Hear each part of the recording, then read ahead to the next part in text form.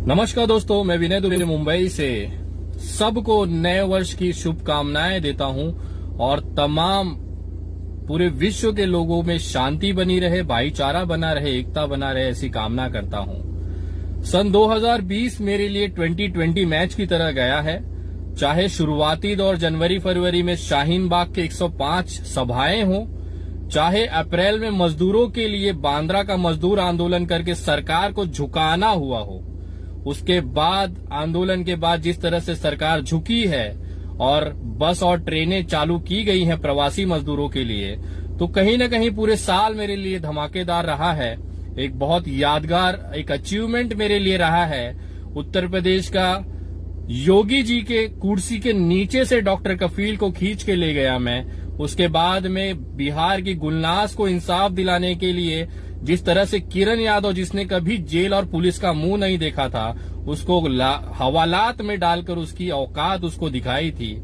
उसके बाद रागिनी तिवारी जैसी महिला, जिसने कभी पुलिस स्टेशन और चौकी का मुंह नहीं देखा था, आज उसको दिल्ली से फरार करवा दिया है जाफराबाद में एफआईआर कराकर।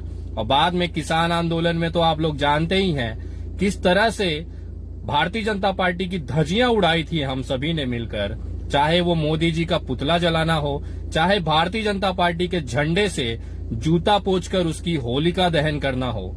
तो मुझे लगा था 2020 आराम से समाप्त हो जाएगा और 2021 में एक नई शुरुआत करेंगे, लेकिन मेरा अभी 2020 खत्म नहीं हुआ है।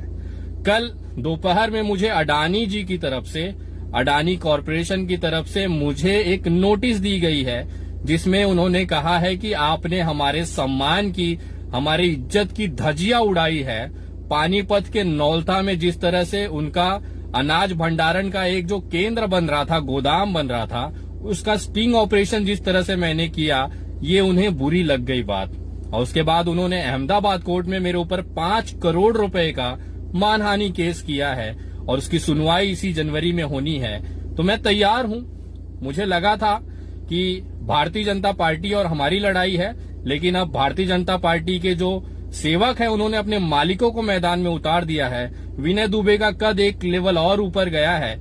आज तक मैं नरेंद्र मोदी जी और अमित शाह जी और भारतीय जनता पार्टी की नीतियों के खिलाफ लड़ता था, अब उनके मालिक सीधा सामने आ गए हैं 1 to 1 करने। और ये जो केस हुआ है, ये अडानी वर्सेस विनय दुबे है।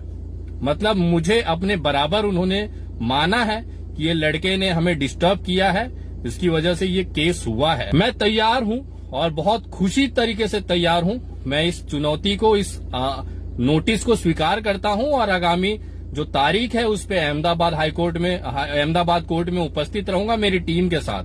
मैं चाहता था ये मामला नौलता वाला कोर्ट में जाए। अगर ये अडानी न ले जाता तो उसे मैं अपनी तरफ से ले जाता, क्योंकि अब मुझे मौका मिला है। वहां के किसानों को जो बेवकूफ बनाया गया, जो कौड़ियों के दाम पे वो जमीनें खरीदी गई, उनको धोखा देकर, अब वो सारे मामले वहां पे मैं रखूंगा और निवेदन करूंगा माननीय न्यायालय से कि उस पे ये निष्पक्ष अपना इस पे आप न्याय दें। उन जिनकी जमीनी गई हैं औने पौने दानों पर, जिसको अडानी जी ने कब्जा किया है, खरीदा है धोखे से, वो सारी चीजें वहां पे रखी जाएगी। और मैं कोशिश करूंगा वो जो भंडारण और गोदाम बन रहा है, अब उस पे स्टे ऑर्डर लिया जाए। चाहे उसके लिए हाई कोर्ट जाना हो, चाहे सुप्रीम कोर्ट जाना हो, मेरे लिए खुला मैदान इन्होंने छोड़ दिया है। अब मैं धन्यवाद करूंगा उनके एडवोकेट टीम को कि आपने मौका दिया, कि कम से कम आपने सीधा बुला लिया है। अब हम आएंगे और फैसला करेंगे आपके जो अडानी का खास तौर पे जो गोडाउन वहां पे बनाया जा रहा है, और इसको लेके बाकायदा एक प्रेस कॉन्फ्रेंस 4 तारीख को मुंबई में मैं करूंगा, जिसमें सारी मीडिया के सामने वो एग्रीमेंट की कॉपी रखूंगा जो अडानी के एडवोकेट ने मुझे भेजी है, जिसमें साफ साफ लिखा हुआ है कि इनको गोडाउन बनाने की जो परमिशन है 2017 में ही दे दी गई थी। मतलब कृषि बिल आने से पहले ही इनकी तैयारियां थी। ये खुद कबूल कर रहे हैं अडानी जी।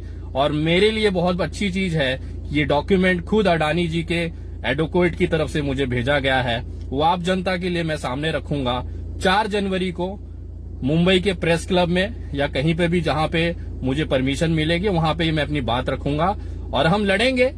मैं माननीय न्यायालय का सम्मान करता हूं और उनके जो फैसले हैं उसको मैं विश्वास रखता हूं कि इस बार न्याय जरूर मिलेगा और लड़ाई जो है बड़ी रोचक और मजेदार होगी, क्योंकि अब जो लड़ाई है अब डायरेक्ट मालिक और विनय दुबे के बीच में है। मुझे अच्छा लग रहा है, थोड़ा सा गर्व का विषय है कि मेरी जो लड़ाई अब डायरेक्ट अडानी के साथ में है। अब तमाम लोगों से निवेदन हूं, इसी तरह से साथ बनाए रखें, इसमें भी हम जीत के निकलेंगे और बहुत जल्द ये खुशखबरी आप तमाम लोगों को मिलेगी। जय हिंद, जय महाराष्ट्र।